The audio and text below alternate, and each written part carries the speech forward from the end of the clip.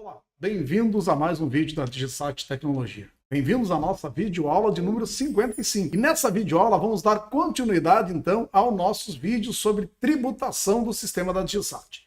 No vídeo anterior, a gente viu como que a gente cadastra uma tributação municipal e também entendemos como que ela se comporta, como que a gente vai cadastrar, qual que é o conceito de tributação, que é ter toda a configuração de alíquotas na tributação e o item, e no caso do vídeo anterior era um serviço, usar a tributação do que está cadastrado na configuração ao qual ele está vinculado. Nesses vídeos que a gente vai fazer agora, vão ser 3 vídeos, a gente vai fazer 3 vídeos sobre tributação federal, IPI, PIS e COFINS, ok? Aqui a gente tem o módulo de tributação federal, e esse módulo de tributação federal, ele é uma junção de várias tributações federais, PIS, COFINS e IPI. Então vamos entender primeiro como que eu cadastro um IPI. Então nesse vídeo agora, nós vamos fazer como que cadastra um IPI. Então, primeiramente, vamos aqui em cadastro, tributação federal. Gente, vocês estão vendo que a gente não tem nenhum cadastro de IPI, fora aqui nos menus. Então a gente tem diretamente ele na tributação federal. Vamos adicionar uma nova tributação e por enquanto a gente vai esquecer isso aqui. Isso aí a gente vai ver no último vídeo da série da tributação federal, como que eu junto um IPI e um PIS/COFINS. Vamos lá, mas agora eu quero cadastrar o IPI. Então vamos lá, clicamos aqui e ele vai trazer a lista de IPIs que já tem cadastrado. Nesse caso, o sistema já vai com o IPI não tributado, que é o normal que vai com o sistema, tudo isento. Mas eu quero cadastrar um IPI que tenha a tributação correta também. Lembrando, tá, gente? Se o IPI vai depender, vai precisar ser cadastrado se a empresa é contribuinte do IPI. Tá? Então, se a empresa, se for uma indústria, ou se for uma equiparado com a indústria, que tem que destacar IPI na nota. Então não há necessidade de vocês cadastrarem IPI, por exemplo, para empresas que não têm essa funcionalidade, não tem essa função de ter IPI ou não tem IPI dentro da empresa, tá? Então vamos lá, vamos aqui adicionar, vamos colocar aqui um nome, por exemplo, IPI 10%. Outra coisa, tá, gente? Vamos cadastrando aqui somente as alíquotas que a empresa trabalha. Não precisa cadastrar todas as alíquotas. Então aqui a gente vai ter IPI de entrada. É nessa alíquota aqui, é nessa guia aqui, que o sistema vai pegar o valor do IPI para as notas de entrada, independente se a nota de entrada venha ou não com o IPI. Então, se tiver aqui, no momento da entrada, quando a gente está fazendo a entrada do produto, ele vai trazer essa informação aqui. Uma coisa interessante, tá, gente? Olha só, aqui, ó, a gente tem o ST do IPI. Novamente, tá? Conforme a CST que eu colocar aqui, o sistema vai abrir campos ou não para mim colocar aqui. Mas uma coisa interessante, tá, gente? Nem todo ST pode ter qualquer enquadramento. Então, olha só, a gente vai mostrar aqui o manual do sistema da DigiSat para vocês verem. E tem uma coisa bem interessante aqui para vocês poderem ver aqui. Então, vamos vir aqui, ó, em cadastros. Aqui a gente vai ter tributações federais, e aqui a gente vai ter, por exemplo, cadastro de PIS e COFINS, e IPI também. Eu quero mostrar isso aqui para vocês, tá, gente? Aqui no final, ele vai ter esse quadro aqui. Bom, olha só, o enquadramento 02, o ST02, aliás, ele só pode estar com enquadramento de 301 a 399, ou seja, se aqui eu escolher 2, que é a entrada isenta, o meu enquadramento tem que estar entre 301 e 399. Se a ST de entrada for 04, o enquadramento tem que ser entre 01 e 099. Se a ST for 05, o enquadramento tem que ser entre 101 e 199. Para os demais casos, tá, pessoal? O enquadramento pode ser entre 601 a 608 ou 999. Ou seja, não sendo 2, 4 ou 5, eu posso usar os enquadramentos de 601 a 608 ou 999. Se eu não utilizar isso, tá, pessoal? Pode dar problema na hora da transmissão do documento eletrônico. Como se trata de entrada, pode ser sim que ele vai dar rejeição e IPI, enquadramento não está correto. Então vamos colocar aqui, por exemplo, não tributado, está fora de 2, 4 e 5. Colocando não tributado, por exemplo, percebam que ele não coloca nenhum tipo de alíquota, e aí sim eu posso colocar entre 601 a 608 ou também 999, ok? Bom, vamos lá. Vamos colocar aqui, por exemplo, entrada com recuperação de crédito. Então eu vou ter aqui agora, posso utilizar também o IPI 999 ou 601 até 608, porque está fora de 2, 4 e 5, ok? E aqui eu tenho o tipo de cálculo do IPI. Então, isso a gente está falando para a entrada, tá, pessoal? Na hora da entrada da mercadoria. Então vai ter percentual, que eu vou colocar o seguinte, qual que é o percentual que eu vou ter de crédito de IPI? E qual que é a base de cálculo? Nesse caso aqui, como que o sistema vai calcular o IPI na hora da entrada da nota? Ele vai pegar o quantidade vezes valor unitário, que vai ser o total bruto, vezes a alíquota desse IPI, isso para cada item, ou pelo menos para o item que tiver vinculado nessa tributação aqui, ok? Bom, se eu colocar por unidade, eu vou colocar aqui o valor fixo por unidade, por exemplo, 10 centavos.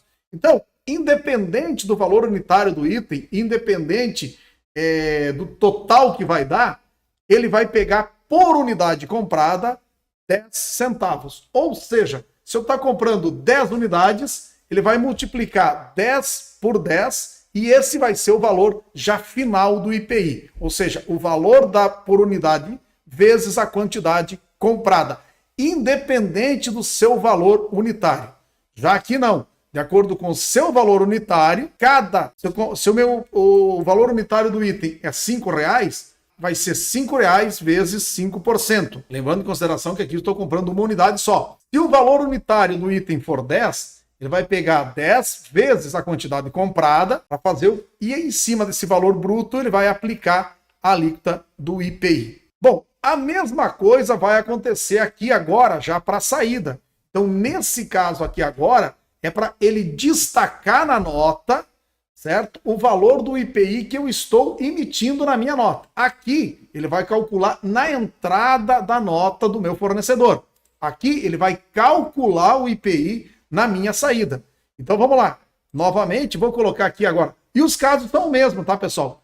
52, 54 e 55. 52, 54 e 55 é aquele mesmo caso que a gente tinha visto primeiro. Vamos pegar aqui, então, nosso manual do sistema. Olha só, se a gente vier aqui embaixo, 52, 54 e 55 são os mesmos enquadramentos que tem na entrada, tá, pessoal? Só que agora vai ter um número a mais, vai ser 5, né? Então aqui na frente, aqui primeiro era 0, 1, 2, 3, 4, 5 e 49. Aqui a gente vai ter 50, 51, 52, 53, 54 e 55. Ou seja, se for 52, 54 e 55, não pode ser enquadramento entre 601 e 608 e nem 999. Vai seguir aquela regra que a gente mostrou aqui para vocês. Então, vamos mostrar aqui novamente a regra. Tem aqui, está aqui, ó.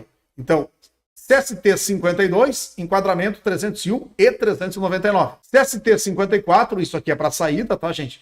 Enquadramento entre 001 e 099. TST 55, enquadramento de 101 a 199. Para os demais casos, e daí são os seguintes casos aqui, 50, 51, 53 e 99, certo? Aí ele vai ter, e também é imune, certo? Então ele vai ter as opções de 601 a 608 e também o 999. Nós vamos colocar aqui tributável, saída tributada. O enquadramento nosso pode ser o 999 ou entre 601 até o 608. Podemos ser, por exemplo, 607 a 602. Então a gente vai depender do enquadramento que vai ter entre 601 e 608 e 999, porque a gente está utilizando o ST50. Então, novamente, quanto que eu vou pagar de IPI agora? É um percentual, por exemplo, de 5%, e a base de cálculo vai ser 100%, ou seja, sobre 100% do valor do total do item, eu vou calcular o IPI. Muito bem, então olha só, a mesma coisa vai acontecer aqui agora. Se eu colocar por unidade, ele vai pegar o valor, por exemplo, aqui de 11 centavos por unidade comprada. Então o meu IPI passa a ser a quantidade comprada vezes esse valor aqui. Então o total do IPI vai ser a quantidade comprada vezes esse valor. Se eu colocar aqui, o valor do IPI do item vai ser quantidade comprada vezes valor unitário, e aí em cima desse total ele vai aplicar essa alíquota de 5%. Aqui a gente também tem IPI para as notas de remessa de entrada e também temos IPI para a nota de remessa de saída. Essas duas opções aqui, tá, gente? Ele vai se aplicar em qualquer natureza de operação, tá? Aqui, tanto na saída, tá, gente? Aqui em qualquer operação, exceto remessa, claro.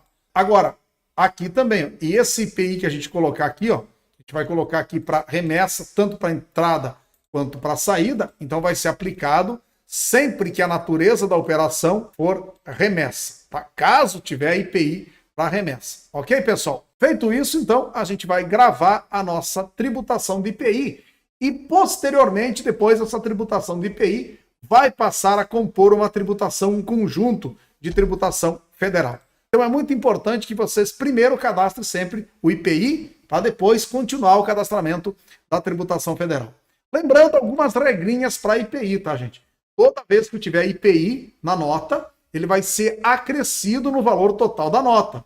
Então, se o item que estiver sendo vendido vai ter IPI, ele vai ser acrescido no valor total da nota. A mesma coisa acontecendo quando eu estou comprando a mercadoria. Quando eu estou vendendo uma mercadoria, e a pessoa para quem eu estou vendendo a mercadoria é um contribuinte, o valor do IPI, o valor total do IPI, não vai ser acrescido no valor da base de cálculo de ICMS do item.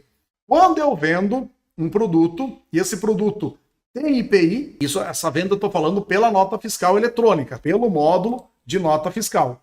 Então, toda vez que eu vendo um produto que tenha IPI para o cliente do tipo não contribuinte, além do IPI compor o valor total da nota, o valor do IPI também vai compor o valor da base de cálculo do ICMS.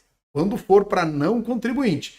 Quando for para contribuinte, o IPI continua compondo o valor total da nota, porém não vai compor o valor da base de cálculo do ICMS, tá? Mas isso a gente vai mostrar depois para vocês, quando a gente termina toda a parte de tributação federal. O que eu queria nesse vídeo é mostrar para vocês como que a gente cadastra o IPI. Então, novamente, reforçando, cadastro, tributações federais, a gente adiciona, vem aqui diretamente no IPI e cadastra o IPI aqui normalmente. Você pode cadastrar quantas alíquotas for que tiver necessidade para isso. Ok, pessoal? Aguarde nossos próximos vídeos. No próximo vídeo a gente vai mostrar para vocês como que cadastra, então, o PIS e COFINS para compor, então, a tributação federal do item, tanto produto quanto serviço.